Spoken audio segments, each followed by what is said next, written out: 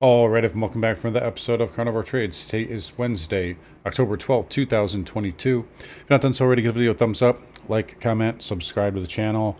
Come find me on carnivoretrades.com for swing trading alerts and analysis. Anyways, here, so spiders, this is about as boring as of a day as you're going to get. We did have the Fed minutes at 2 p.m. You see that little spike there. Really was just a nothing burger, though. It's not like anybody was really expecting much. The big number is the CPI tomorrow, and that's really what the market cares about. PPI was really kind of a nothing burger as well. We had this little kind of dump here in the morning, and then we just stabilized. Well, I said dump and then a recovery, and we just stabilized, and we've gone straight sideways. So market makers loving this. They're burning out those options premiums today.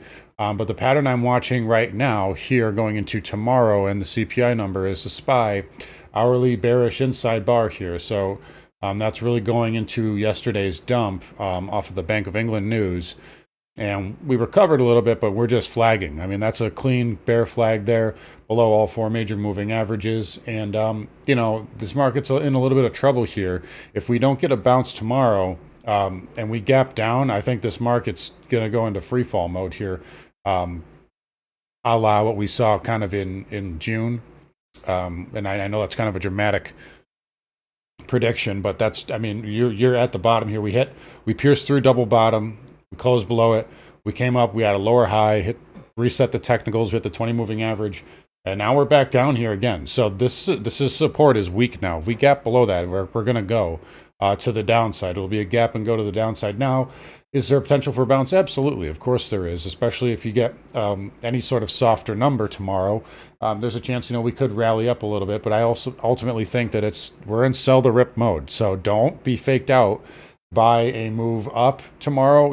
They may need to fake out the bears a little bit.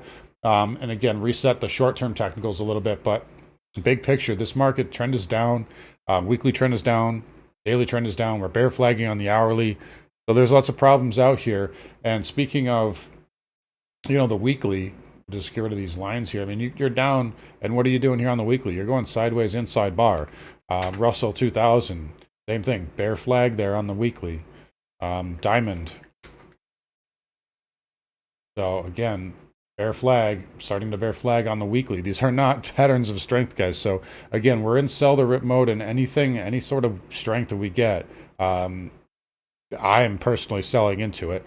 But you guys can do whatever you want. You don't listen to me, but that's the way I see it right now. Now, again, market is a little bit, it's short-term oversold here, but it's trying to work that off here on the hourly. And like I just said, we came down here, we got oversold daily, and now we're just grinding sideways below that 362 area and just above, that 355, 356 area. So we're consolidating, we're building up momentum, right, to break through that. So that's what I see happening now. Again, I wouldn't rule out another pop or something like that tomorrow, an algo pop or something of that nature, but I do think it will be ultimately sold into. So that's really the forecast I have right now, and I do think we will have a pretty significant bottom probably by the end of October, maybe the first week of November, sometime in that area. At least that's what we're tentatively looking at right now. Again, we'll know a little bit more as we start to see things play out. But for right now, I don't really have any sort of bullish bias outside of maybe short-term,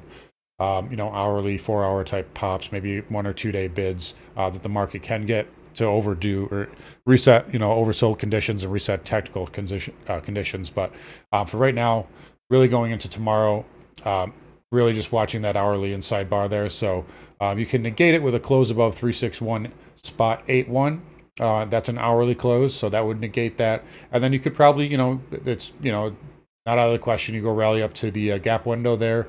And then if you get through that, then it's up to gap fill on the SPY there at about, it's about 372, the closing price there. 373. So that's where your upside is. And then of course you have that down sloping trend line there on the daily and the 20 MA, which has been resistance, really going back to the late part of August there. So that's what we're looking at here on the charts right now.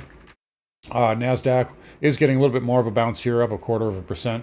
Again, nothing major here. You're still kind of sideways here. Again, very light volume today. The market participants are not that active right now. Just take a look at here. Look at the sideways action across the board here. Look at the semis. I mean, that's a tight tight range there on the SMH, but everybody's waiting on CPI tomorrow. And again, I just told you my biases, so we'll just leave it at that. I mean, the market is it's an extremely tight range right now. So everybody's already placed their bets. There's the semiconductors daily, down 0.5% again.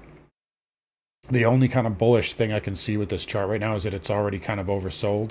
It's not really that oversold either, by the way, but it has taken a pretty good beating this past week compared to the rest of the market, which has been lower, but not, you take a look at the last 3-4 days on the semis, and that pretty much broke the lows.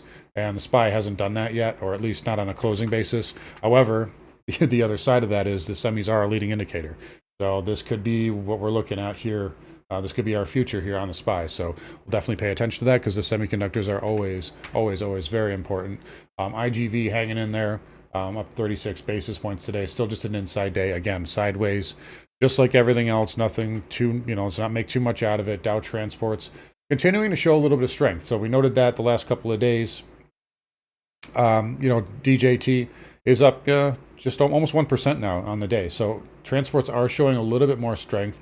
Again, if you do push through this trend line tomorrow, if we get like that kind of relief bounce, then we'll look at that 13,000 handle again, and just above that at 13,200, somewhere in that area. And then, of course, 13,500 would be, to me, your max upside if you were to break through. And I mean, this isn't a terrible little pop and then pullback pattern. The problem with it is, look, you're below all the moving averages, so it has a higher chance of failure. But it's worth noting the Dow Transports are a little bit of a stronger sector here relative to the rest of the market. Interest rates today started off pretty strong, and then actually the Fed minutes got a little bit of a bid for bonds, so the 10-year did pull back a little bit. If we look at the 2-year here, I'll show you the intraday. It was basically just sideways all night long, and we got a nice little bid though off the lows. It's still pretty sideways though. It's not like this is ripping higher by any means. You're up 6 basis points, which historically would be a lot, but today in today's terms, it's really nothing. And again, you still have that weekly kind of bearish base there building on the ZT. And again, this is a very, very strong daily chart downtrend on the 2-year, and I don't really see any signs of a bottom just yet. And we just got to leave it at that. I mean, that's the bond market's going to tell us really what to look at moving forward, and it's still on the weaker side, all things considered. TYX 30-year also pulling back here, down 0.5%. Again, nothing terrible though. Just a pullback until proven otherwise. This is a really strong uptrend as well. It is overbought on the bigger time frames, but again, you have to respect it for now because things can remain overbought for quite some time. HYG, so high yield debt, again, still kind of inside bar. Again, we broke down a few weeks ago. Tried to bear flag, popped up again. Now we're right back in this range. So again, this is hammering on support again. Daily chart inside bar, not a good look, not a sign of strength there for high yield debt. And yeah, again, bond market not really telling us anything good is coming right now. Flipping over to the home builders, XHB. So this is negative, down 1% on the day. Again, still not a terrible pullback pattern like the transports. A nice move off the lows and kind of a decent little 1-2 pop, and it's off the lows. Unlike the spiders, unlike the Qs right now, it is off of the 52-week lows. But again, you're below the moving averages, and again, it's rising tide, falling tide type deal. If the spiders start dumping, this is going to start dumping as well. So it's not going to be saved by any of that. Any of a nicer pattern really isn't going to save it. It just means that if we do get a bid, this should get more of a bid here and possibly sell off a little bit less. But overall, not a terrible pattern there for XHB. Same thing with ITB. And let's take a look at VNQ again today. Just can't get out of its own way here. So down 0.75% again today. Had a nice little potential reversal candle yesterday, but no follow through. And this thing has just been so beaten down here. We'll be watching that weekly close. If we get a bid tomorrow and we get a follow through Friday, you can make a case that they'll save that 618 by the weekly close. But ultimately, this is not a good pattern here for VNQ, and real estate is under a lot of pressure. Shifting gears to crude, so nice little pullback, continued pullback. We actually had a quick short trade on this over the last week. We had a SCO, so it's 2 times short oil, and just played both sides. So we played UCO a couple of times, made some money on that. played on the short side up into resistance here. Just a quick little pullback play. And I do think it's starting to come into support here. There is that yellow trend line. So if we zoom out, that goes back to 2020, really the lows right before the election. So really 2 years ago, almost exactly. And yeah, there's that trend line. And you also have, I want to say a 50% fib I did earlier. I believe it's a 50% fib. Yep, so right into that 50% fib, right around that 85 handle. So I know it's kind of hard to see. We zoom in. So right around that 85 handle, you got the 50% fib, 20 MA, and that yellow trend line there. So it could be an area of support for oil. Again, if we do have, if we gap down in the markets, I think there's a chance everything can gap down, or at least crude can go lower if we start getting margin calls and stuff like that. So again, just be careful with crude. I am a bull longer term, but that doesn't mean it can't, there can't be a wave of selling before that. So just keep that in mind. But crude pulling back a little bit, and it should have some short-term support in this area here. Overall, not a terrible pattern there, especially on the bigger time frames. XLE, nice little pop today. So again, continuing to be a strong sector, up 1% on the day. So basically hammering on that trend line again. XOP, same exact thing. And the OIH, also with a basically a flat performance today. Interestingly enough, yesterday it gapped down and then closed nicely off the lows. Today, you gapped down a little bit, tested the lows, and now you're basically flat. So OIH hanging in there as well. And again, energy still a strong sector moving forward. Nat gas down another 2%. So very choppy action here. Nothing's really changed. We're still just, I'm going to get rid of this blue trend line right now just so it's less confusing. But you're still just stuck in this range here. So, really 715, 720, we'll call it, down to, 640 and change. Still kind of a bear flag there. Let's take a look at the weekly here.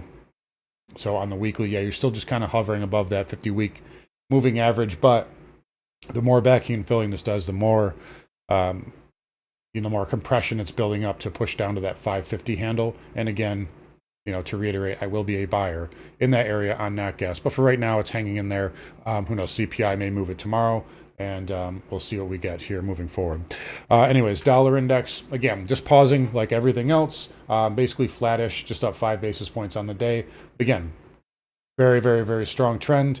And, if you do get a pop here, which means the market would gap down, you're going to look for that upsloping trend line there on the daily.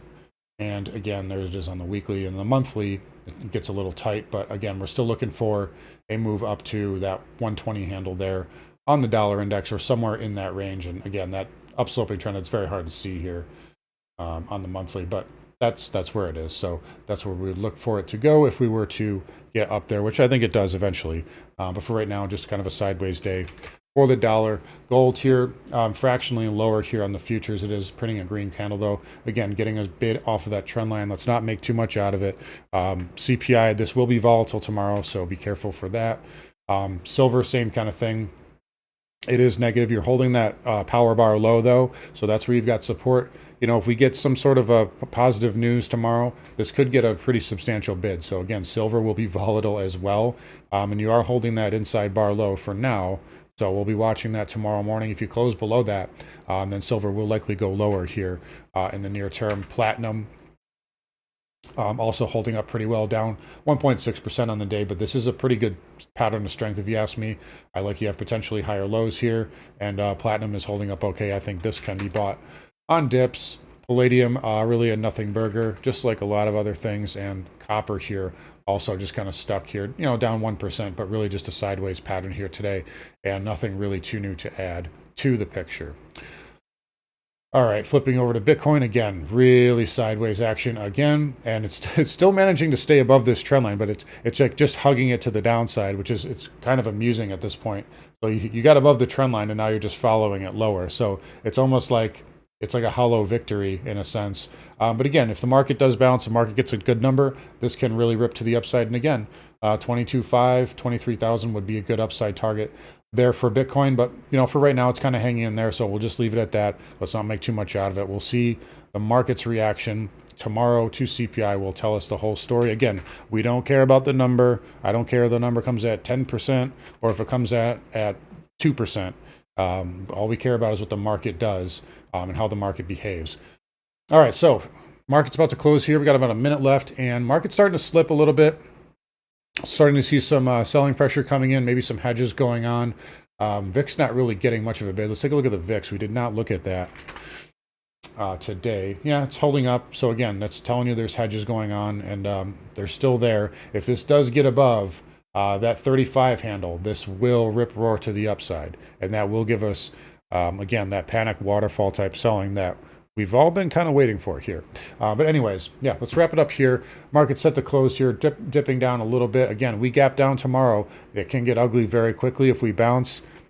It's really not going to amount to much in the big picture, but it will be a good selling opportunity, I think, if you haven't gotten in any shorts yet. Anyways, guys, going to wrap it up here. Come find me on carnivoretrades.com. I'll talk to you all tomorrow.